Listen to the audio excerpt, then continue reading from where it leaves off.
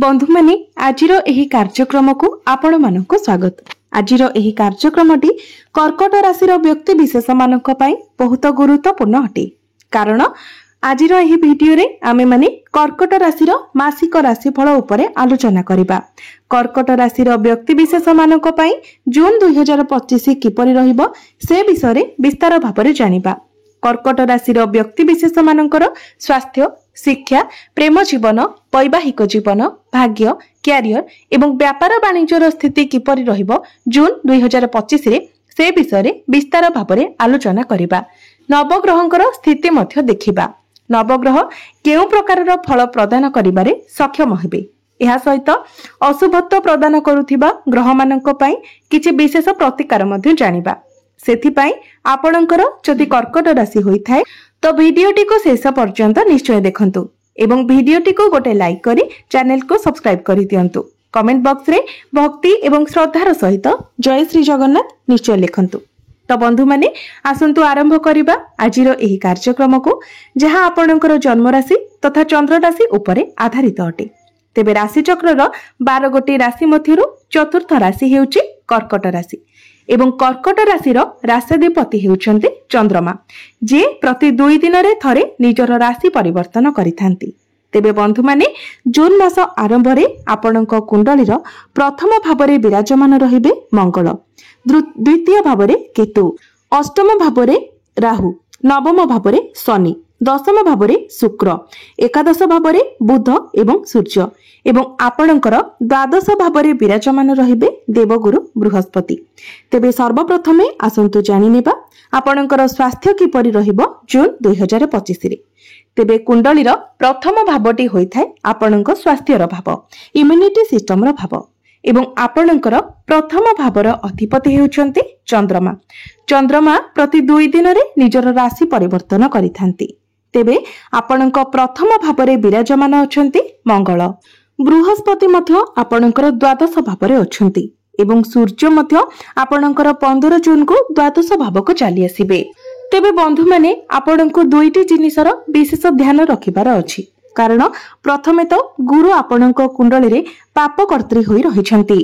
7 जून पर्यंत आपणको निज स्वास्थ्य प्रति विशेष ध्यान रखिबार अछि। बंधु माने गुरुंकर स्थिति द्वादश भावरे दुर्बल रहुछि।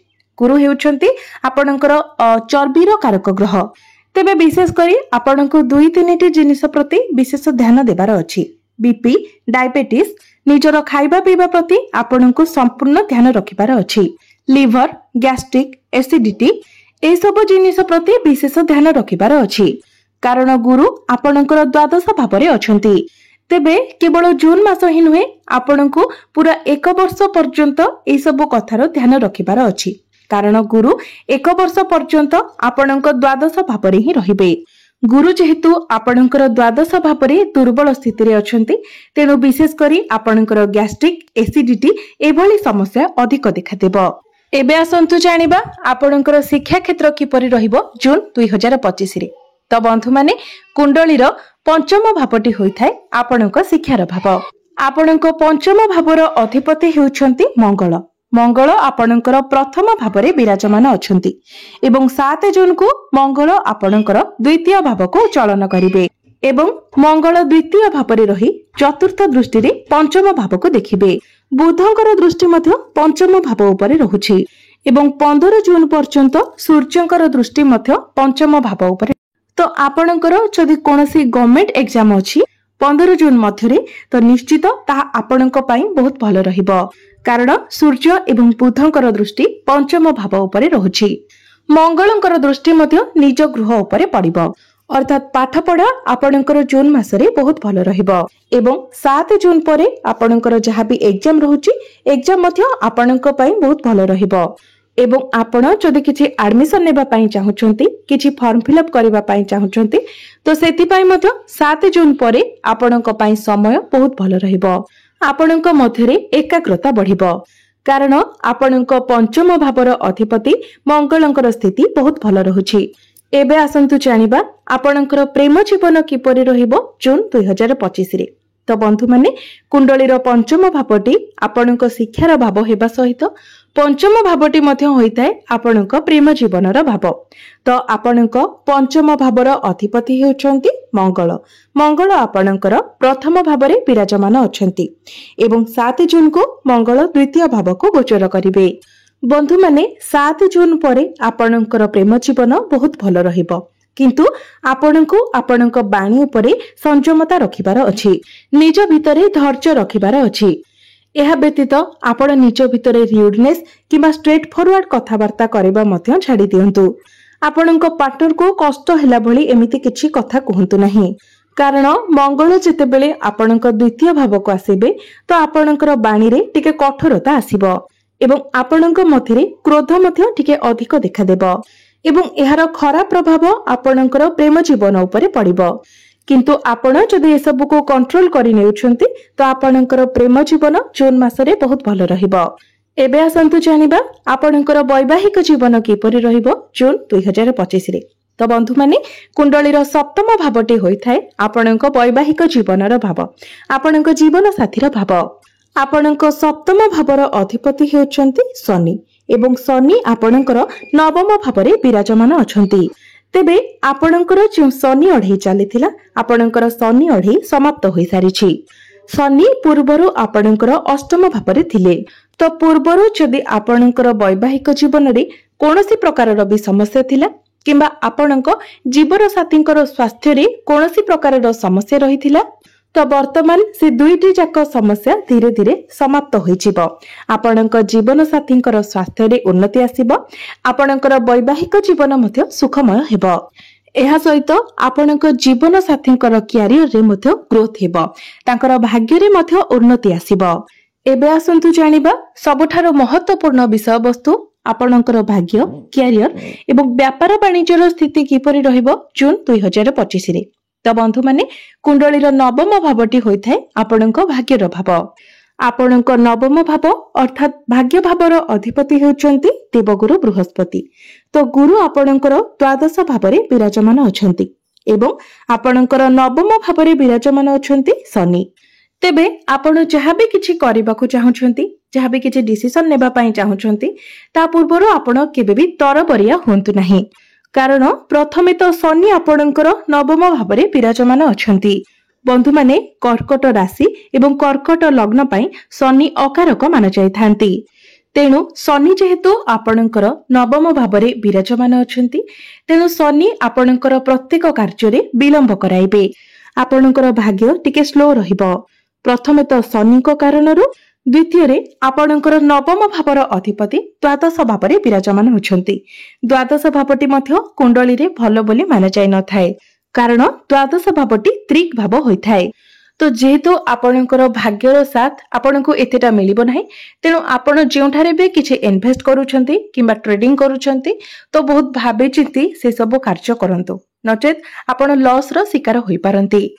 एवं जदि आपण किछि जिनिस किणा किणी करूछंती तो सेठारे मध्य आपण तरबरिया होंतु नाही। भाग्य संबंधित कोनोसी कार्य आपण बिना भाबी चिंती करंतु नाही, नचेत आपण समस्या रे पड़ी पारंती। तेबे एथि पई आपण प्रतिकार निश्चित भाबरे करंतु। प्रतिकार आमे वीडियो शेषरे जानिबा। एबे आसंतु जानिबा आपणकर क्यारियर, आपणकर कार्य क्षेत्र किपरि रहिबो जून 2025 रे। तो बंधु माने कुंडलीर दशम भावटी होइथाय आपणक क्यारियर भाव, आपणक कार्य क्षेत्रर भाव। तेबे आपणक दशम भावर अधिपति हेउछंती मंगल एवं मंगल आपणकर प्रथम भावरे विराजमान अछंती। मात्र 7 जून को मंगल आपणकर द्वितीय भाव को चलन करिवे। आपणकर दशम भावरे विराजमान अछंती शुक्र, जे कि आपणक एकादश भावर अधिपति अटंती। तेबे शुक्रंकर स्थिति दशम भावरे भल रहुछि। तेबे 7 जून परे आपणकर क्यारियर बहुत भल रहिबो। आपण निजर कार्य करिबार शैली द्वारा, कथा कहिबार शैली द्वारा अन्य मानको आकर्षित करिवे। आपणकर मैनेजमेंट स्किल्स बहुत भल रहिबो। आपणकर कार्य क्षेत्र रे आपणकर सीनियर, आपणकर बॉस आपणको आडको अट्रैक्ट हेबे। आपणकर कार्य को से माने प्रशंसा करिवे। आपणकर काम मध्य बहुत भल रहिबो, कारण आपणक दशम भावरे शुभ ग्रह शुक्र विराजमान अछंती।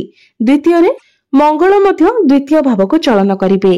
अर्थात आपण एपरी काम करिवे जहा द्वारा अन्य माने बाध्य होई आपणको आडे आकर्षित हेबे। तो निश्चित भाव में जून मासरे आपणकर क्यारियर बहुत भल रहुछि।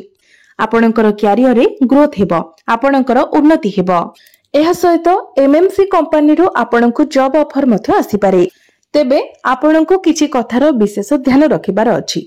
आपणको निजरो क्रोध उपरे नियंत्रण रक्षा करिबार अछि एवं आपणको भितरे जे एटीट्यूड आसुछि ताको आपणको दबेबार अछि।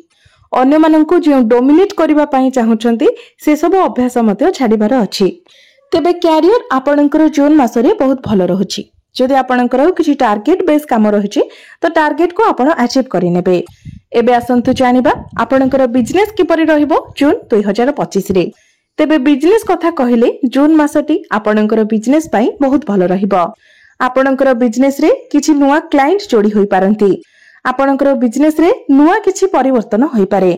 आपण नुवा शैली रे निजर काम को करिवे। नुवा नुवा आइडिया आपणकर मन को आसीबो एवं से सबु आइडिया को आपण कार्यकारी मध्य करिवे एवं ताहा आपणक पई लाभप्रद मध्य हेबो। तो बिजनेस आपणकर जून मासरे बहुत भल रहिबो। एबे आसंतु जानिबा किछि उपाय विषय रे जे उपाय गुडिक करिबा तरा आपणको अधिक मात्रा रे शुभ फल प्राप्ति हेबो एवं जा सब अशुभत रहुछि से गुडिक खंडन होई जिवो। तो सेथि पई आपण प्रत्येक दिन मंगलंकर बीज मंत्र 108 थर जप करंतु। एहा सहित प्रत्येक दिन आपण गुरुंकर बीज मंत्र 108 थर जप करंतु। प्रत्येक दिन आपण विष्णु सहस्र नामर पाठ करंतु। प्रत्येक दिन हनुमान चालीसार मध्य पाठ करंतु एवं प्रत्येक दिन आपण उदित सूर्य को तंबा पात्र रे जलार्घ्य अर्पण करंतु। निश्चित भाव में आपणक भाग्य रे उन्नति आसीबो। तो बंधु माने आपणकर जीवन मंगलमय हो, एहा ही ईश्वरक निकटरे मोर